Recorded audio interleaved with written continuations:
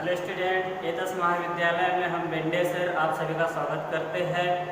जैसे कि आप जानते हो, आज अपनी पहली क्लास है। कोरोना संक्रमण के चलते हम ऑफलाइन क्लास नहीं लगा सकते, शिक्षक के सामने बैठकर शिक्षा अर्जित नहीं कर सकते हैं। इसलिए एतस महाविद्यालय द्वारा ऑनलाइन क्लासेस का कॉन्सेप्ट दिया गया है, जिसमें आप सभी हमारे यूट्यूब चैनल से जुड़कर हमारे लेक्चर्स देख सकेंगे। तो क्लास स्टार्ट करने से पहले हम आपको अपने सिलेबस से इंट्रो करा देते हैं।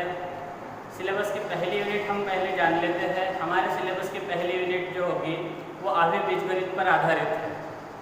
इस यूनिट में हम आर्य बीजगणित में हम आर्यों की जाति, आर्य की शून्यता, कैली हैमिल्टन प्रमेय का सत्यापन, आर्यों का प्रसामान्य रूप ज्ञात करना, आर्यों का कैनोनिकल रूप ज्ञात करना, ये सब पढ़ेंगे। और आर्य विधि से रैखिक तीन चरों के रैखिक समीकरणों को हल करना सीखेंगे। तो स्टार्ट करते हैं।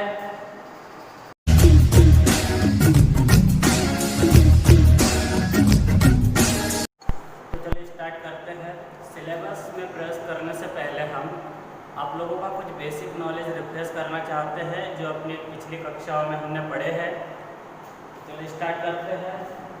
ध्यान देना सब लोग। इधर अपने पास एक आव्यूह है, जिसकी पहली पंक्ति है 1 2 3, दूसरी पंक्ति है आव्यूह की 2 1 0 और तीसरी पंक्ति की अवयव है 0 1 2। तो होता क्या है, आव्यूह में हर अवयव की एक निश्चित पोजीशन होती है। जैसे देखो, अगर हम इस अवयव की बात करें तो यह अवयव पहली पंक्ति और पहले स्तंभ का अवयव है। इस अवयव को हम A11 लिखेंगे। A11 मतलब पहली पंक्ति पहले स्तंभ का अवयव। इसी प्रकार से ये जो अवयव है ये पहली ही पंक्ति में है लेकिन दूसरे स्तंभ में है, इसलिए इस अवयव को हम A12 लिखेंगे, पहली पंक्ति का दूसरा अवयव। इसी प्रकार इसको लिखा जाएगा A13, पहली पंक्ति का तीसरा अवयव। ये A21 दूसरी पंक्ति का पहला अवयव, A22 दूसरी पंक्ति का दूसरा अवयव, दूसरी पंक्ति का तीसरा अवयव, A23। इसी प्रकार ये A31 A32 A33 होगा। तो ध्यान देना है, ये जो आव्यूह है, अगर हम इस आव्यूह के सभी अवयवों को इस प्रकार से सारणिक में लिख दें, आव्यूह के सभी अवयवों को इस प्रकार से अगर हम सारणिक में लिखते हैं, तो यह सारणिक जो कि इस आव्यूह का सारणिक कहलाता है, यह इस आव्यूह का सबसे बड़ा सारणिक होगा। या हम यूँ कह सकते हैं कि ये जो सारणिक है ये इस आव्यूह का सबसे बड़ा उपसारणिक है। अब यहाँ पर देखो, इस उपसारणिक में 3 पंक्ति 3 स्तंभ है, मतलब यह तृतीय कोटि का उपसारणिक है। अगर हम इसकी द्वितीय कोटि के उपसारणिक की बात करें तो आव्यूह में जितने अवयव होते हैं उन सभी अवयव के संगत एक द्वितीय कोटि का उपसारणिक प्राप्त होता है। जैसे इस आव्यूह में 9 अवयव है, तो इन 9 अवयव के संगत हमें 9 उपसारणिक प्राप्त हो गए द्वितीय कोटि के। अगर हम अवयव 1 के संगत उपसारणिक की बात करें तो इस 1 को, ये 1 जिस पंक्ति में है और जिस स्तंभ में है उसको छोड़ना होगा और बचे हुए अवयव को यहाँ सारणिक में लिखना होगा। तो यह इस आव्यूह का पहला द्वितीय कोटि का उपसारणिक कहलाएगा। इसी प्रकार हम ये 2 के संगत उपसारणिक लिखे तो हमें ये देखना होगा कि 2 किस पंक्ति में है, किस स्तंभ में है। 2 जिस पंक्ति में है, जिस स्तंभ में है उसको छोड़ देंगे और बचे हुए अवयव को यहाँ सारणिक में लिखेंगे। तो यह सारणिक इस आव्यूह का द्वितीय कोटि का दूसरा उपसारणिक होगा।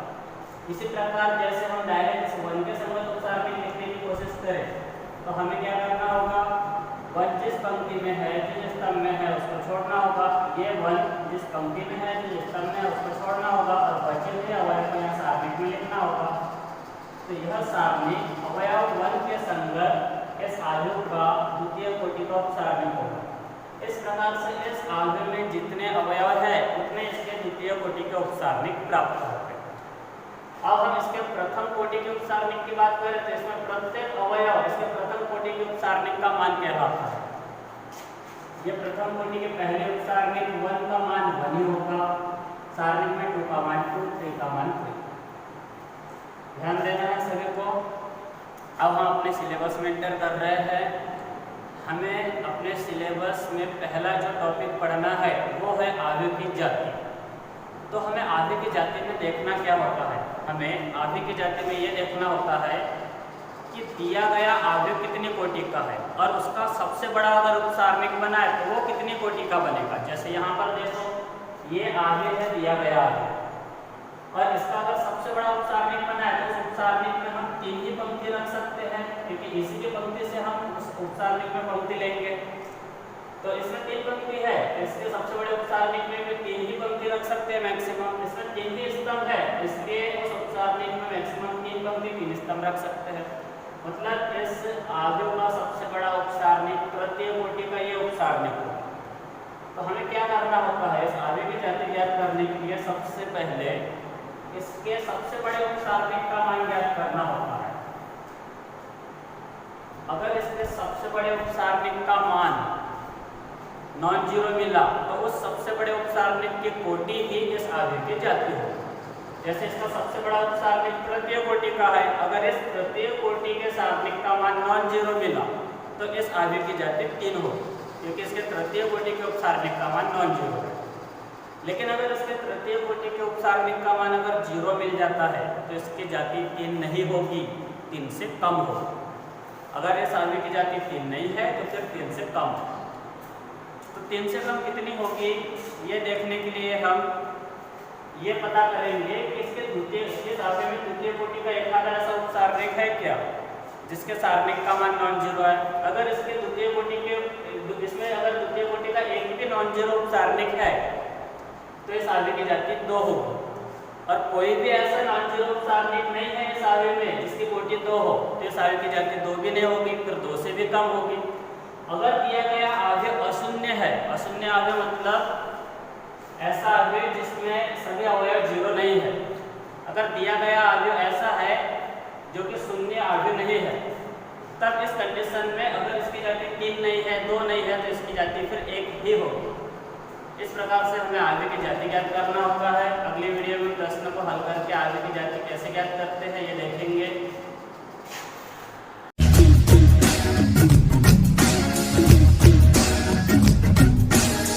तो चलिए स्टार्ट करते हैं। हम सिलेबस को स्टार्ट करने जा रहे हैं। सबसे पहले हम दी गई आव्यूह की जाति ज्ञात करना सीखेंगे। रैंक ऑफ मैट्रिक्स आव्यूह की जाति कैसे ज्ञात करते हैं ये सीखेंगे इस वीडियो में हम। तो इसके लिए हमने यहाँ पर 2 आव्यूह लिखा है, दोनों आव्यूह की जाति ज्ञात करेंगे हम।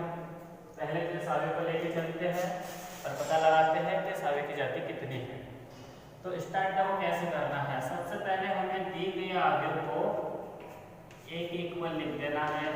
माना एक वस्तु यहाँ लिख देते हैं, पहली पंक्ति 1 2 3 2 3 4 0 2 2। तो आव्यूह की जाति ज्ञात करने के लिए हमें सबसे पहले इस आव्यूह के सबसे बड़े कोटि के उपसारणिक का मान ज्ञात करना है। अगर इस आव्यूह के सबसे बड़े कोटि के उपसारणिक का मान नॉन जीरो रहा तो उसी उपसारणिक की कोटि आव्यूह की जाति होगी। लेकिन इसके सबसे बड़े कोटि के उपसारणिक का मान 0 है तो इस आव्यूह की जो जाति होगी वो इसके सबसे बड़े कोटि के उपसारणिक की कोटि से कम होगी। जैसे देखो यहाँ पर ये आव्यूह दिया है और इस आव्यूह का अगर हम सबसे बड़ा उपसारणिक देखें तो वह उपसारणिक इस आव्यूह का सारणिक ही होगा। ठीक है, 3 पंक्ति 3 स्तंभ है तो इसके सबसे बड़े उपसारणिक में भी 3 पंक्ति 3 स्तंभ हो गए। मतलब इसी आव्यूह के अवयव को अगर हम सारणिक में लिख दें तो यह सारणिक इस आव्यूह का सबसे बड़ा उपसारणिक होगा जो कि तृतीय कोटि का उपसारणिक होगा। 2 3 4 0 2 2। तो हमें क्या करना है, सबसे पहले इसके सबसे बड़े उपसारणिक का मान मतलब इस उपसारणिक का मान ज्ञात करना है जो कि तृतीय कोटि का उपसारणिक है। अगर इस उपसारणिक का मान नॉन जीरो आया तो इसकी जाति 3 होगी क्योंकि ये तृतीय कोटि का उपसारणिक है।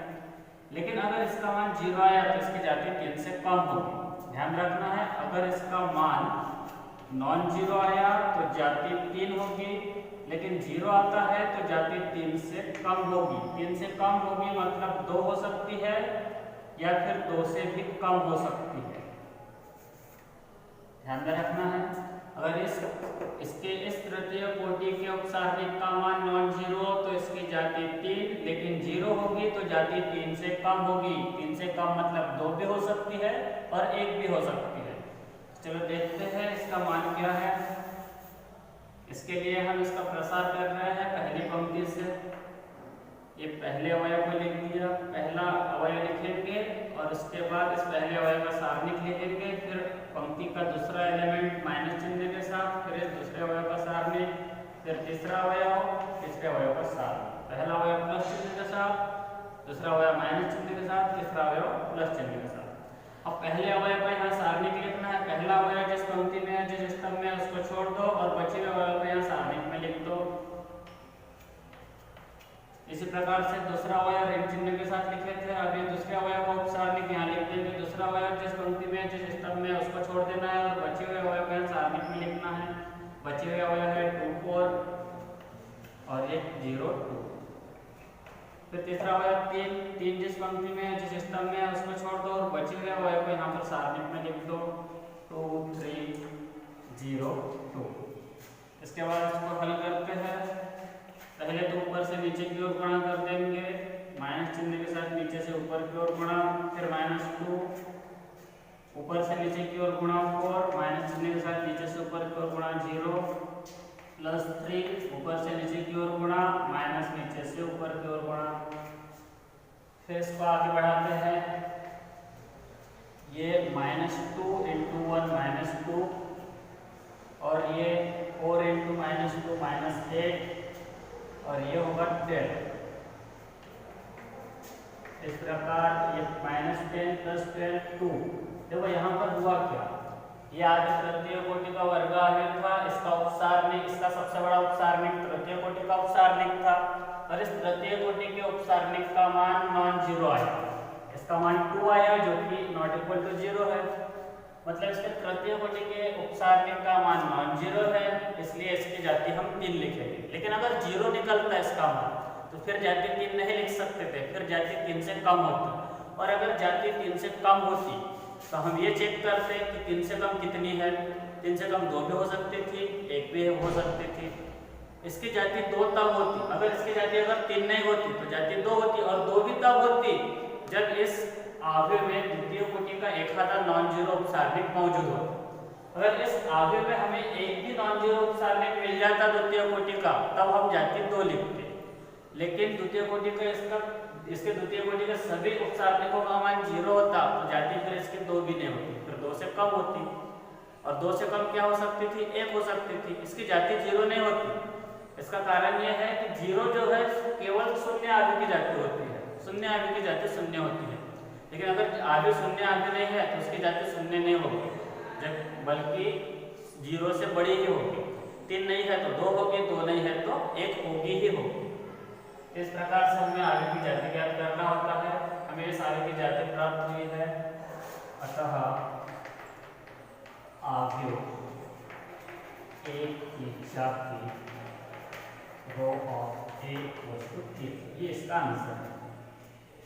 अब हम अगला प्रश्न देखते हैं, मतलब ये अगले आव्यूह की जाति प्राप्त करते हैं।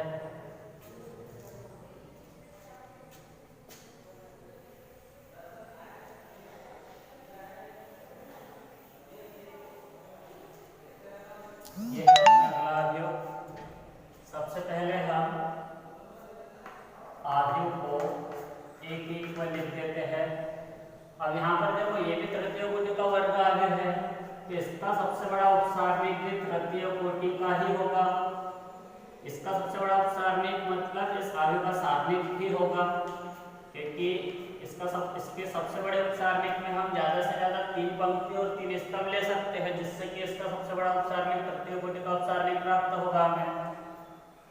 तो हम इसके तृतीय कोटि के उपसारणिक का मान ज्ञात कर लेते हैं, जो कि इस आव्यूह का सारणिक ही होगा। तो इस आव्यूह के सारणिक को हमें सारणिक में लिख देते हैं 2 3 4 3 1 2 -1 2। ध्यान देना है, सबसे पहले हम आव्यूह के सबसे बड़े उपसारणिक का मान ज्ञात करेंगे। इस आव्यूह में 3 पंक्ति 3 स्तंभ थे, इसलिए इसका सबसे बड़ा उपसारणिक तृतीय कोटि का उपसारणिक प्राप्त होगा। उस तृतीय कोटि के उपसारणिक का मान अगर नॉन जीरो है तो जाति 3 लिख देंगे, लेकिन इस तृतीय कोटि के उपसारणिक का मान अगर 0 है तो इसकी जाति 3 नहीं होगी, 3 से कम होगी। नॉन जीरो तो 3, जीरो तो 3 से कम। 3 से कम मतलब 2 हो सकती है या 1 हो सकती है। चलो देखते हैं 3 है कि 3 से कम है। इसके तृतीय कोटि के उपसारणिक का मान ज्ञात कर लेते हैं। नॉन जीरो होगा तो 3 लिख देंगे जाति, जीरो होगा तो 3 से कम लिख देंगे। इसका प्रसार हम पहली पंक्ति से कर रहे हैं। सबसे पहले 2 लिखेंगे और साथ में 2 के संगत उपसारणिक को लिखेंगे, फिर माइनस चिन्ह के साथ 3 अगला अवयव, फिर 3 का उपसारणिक लिख देंगे यहाँ, फिर प्लस चिन्ह के साथ ये 4 लिख देंगे, फिर 4 का यहाँ उपसारणिक लिख देंगे। चलो 2 का उपसारणिक लिखते हैं। 2 का उपसारणिक लिखने के लिए 2 जिस पंक्ति में है, जिस स्तंभ में है उसको छोड़ देना है और बचे हुए अवयव को यहाँ लिख देना है 1 2 2 2। उसके बाद ये -3 लिख दिया। -3 का उपसारणिक लिखते हैं। -3 जिस पंक्ति में है और जिस स्तंभ में है उसको छोड़ दो और बचे हुए ये जो अवयव है उनको यहाँ सारणिक में लिख दो। इस प्रकार से हमें इस 3 का जो उपसारणिक प्राप्त होगा। फिर ये 4 लिखो, 4 जिस पंक्ति में जिस स्तंभ में है उसको छोड़ दो और बचे अवयव को सारणिक में लिख दो 3 1 -1 2। इसको हल करते हैं। 2 ऊपर से नीचे की ओर गुणा, माइनस नीचे से ऊपर की ओर, फिर -3 ऊपर से नीचे की ओर गुणा 6, माइनस चिन्ह के साथ नीचे से ऊपर की ओर गुणा करना है। नीचे से ऊपर की ओर गुणा होगा -2 और इसको माइनस चिन्ह के साथ लिखते हैं तो माइनस माइनस हो जाएगा +4, ऊपर से नीचे 6 और नीचे से ऊपर -1 होगा और हम माइनस लगा के यहाँ -1 लिखेंगे तो -+1 हो जाएगा। नीचे से ऊपर गुणा करते समय हम माइनस तो यूज करते ही है, साथ में इनका गुणा भी माइनस में आ रहा है तो माइनस माइनस प्लस होगा। इसको आगे बढ़ाते हैं। ये -2 गुना 2 -4, ये 8 गुना 3 24 और ये 7 गुना 4 28।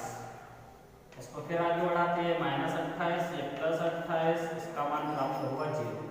मतलब हुआ क्या, ये दिए गए आगे के सबसे बड़े उपसारणिक का मान 0 प्राप्त होगा। सबसे बड़ा उपसारणिक मतलब तृतीय कोटि का उपसारणिक। इस तृतीय कोटि के उपसारणिक का मान 0 प्राप्त होगा, इसलिए इसकी जाति 3 नहीं होगी। अगर इसके तृतीय कोटि के उपसारणिक का मान नॉन जीरो मिलता तो जाति 3 लिख देते, लेकिन इसके तृतीय कोटि के उपसारणिक का मान 0 प्राप्त हुआ है, इसका मतलब इसकी जाति 3 नहीं है। 3 नहीं है तो 3 से कम होगी, यहाँ लिख देते हैं हम। अतः आगे एक की जाति रो ऑफ ए, आगे लिखी जाति को रो ऑफ ए से निरूपित करते हैं। यहाँ लिखेंगे <3, यहाँ ब्रैकेट में लिखेंगे अर्थात row of A equals to 2 होगा या 2 से भी फिर कम होगा। तो आगे बढ़ते हैं। अब ये पता करते हैं इसकी जाति 3 तो नहीं है तो 3 से कम है। 3 से कम कितनी है ये पता करते हैं, या तो 2 होगी या 1 होगी। अच्छा ध्यान देना, इसकी जाति 2 तब होगी जब इसमें द्वितीय कोटि का एक आधा नॉन जीरो उपसारणिक मौजूद हो। अगर इसमें एक भी द्वितीय कोटि का नॉन जीरो उपसारणिक मौजूद है तो इसकी जाति हम 2 लिख सकते हैं, लेकिन इसमें द्वितीय कोटि का एक भी नॉन जीरो उपसारणिक मौजूद नहीं है तो इसकी जाति 2 भी नहीं होगी, फिर 2 से भी कम होगी। तो देखते हैं कि इसमें कोई एक द्वितीय कोटि का उपसारणिक नॉन जीरो है क्या। अगर हम इसमें द्वितीय कोटि के उपसारणिक की बात करें तो ये पहला ही ऐसा एक उपसारणिक है 2 3 3 1, जिसका अगर हम मान ज्ञात करें तो 2 - 9 -7 मिलेगा, जो कि नॉन जीरो है। केवल एक उपसारणिक देखना है द्वितीय कोटि का जो नॉन जीरो हो सकता है इसमें एक से ज्यादा उपसारणिक में नॉन जीरो हो, लेकिन हमें सिर्फ एक उपसारणिक की जरूरत है द्वितीय कोटि का जो नॉन जीरो है, जिससे कि हम इसकी जाति 2 लिख सकते हैं। तो देखो यहाँ पर इसमें द्वितीय कोटि का एक नॉन जीरो उपसारणिक मौजूद है इस अवधि में, इसलिए इसकी जाति क्या होगी 2 होगी। यहाँ लिख देते हैं परंतु आव्यूह ए का द्वितीय कोटि का एक उपसारणिक, और वो कौन सा दिया था हमने 2 3 3 1, ऊपर से नीचे गुणा 2, नीचे से ऊपर गुणा 9 -7 आएगा इसका कैलकुलेशन, जो कि नॉट इक्वल टू 0 है। अब देखो इसके द्वितीय कोटि का, इसमें द्वितीय कोटि का एक नॉन जीरो उपसारणिक मौजूद है जो कि ये है, इसलिए इसकी जाति 2 होगी। लिखेंगे अतः आव्यूह एक ही जाति row of A equals to 2, ये है आव्यूह की जाति। अच्छा आप लोग ध्यान देना, किसी किसी प्रश्न में आव्यूह की जाति के साथ आव्यूह की शून्यता भी पूछा जाता है। शून्यता क्या होता है इसको समझ लेते हैं हम। अगर हम आव्यूह की कोटि में से आव्यूह की जाति को घटा दें तो आव्यूह की शून्यता प्राप्त होता है। आव्यूह ए की शून्यता को कैपिटल N ऑफ ए से निरूपित करते हैं। यहाँ आव्यूह की कोटि देखो, ये दिया गया आव्यूह तृतीय कोटि का वर्ग आव्यूह है, मतलब यहाँ आव्यूह की जो कोटि है ये होगा 3, क्योंकि ये तृतीय कोटि का वर्ग आव्यूह है। और रो ऑफ ए का मान अभी अपन ने निकाला वो 2 था, मतलब इसका मान 2 है। तो यहाँ पर देखो, यहाँ आव्यूह की कोटि n का मान 3 है और रो ऑफ a का मान 2 है। तो इस आव्यूह की जाति कितनी होगी? इस आव्यूह की शून्यता क्या होगी ये देखना है हमें। शून्यता का ये फॉर्मूला है, अगर हम आव्यूह की कोटि में से आव्यूह की जाति को घटा दें तो हमें शून्यता प्राप्त होता है। आव्यूह की शून्यता को n ऑफ a से निरूपित करते हैं। यहाँ पर आव्यूह की कोटि 3 है, मतलब n का मान 3 है, माइनस आव्यूह की जाति 2 है, मतलब रो ऑफ a का मान 2 है। तो आव्यूह की शून्यता क्या होगा? 3 - 2 1। कोटि में से जाति को हटाएंगे तो शून्यता प्राप्त होगी। इस प्रकार से आव्यूह की शून्यता, नलिटी ऑफ मैट्रिक्स ज्ञात करते हैं। अब इसके बाद वाले वीडियो में कुछ और भी आव्यूह के साथ हम नए नए प्रश्नों को हल करेंगे। फिर देखते हैं अगले वीडियो में।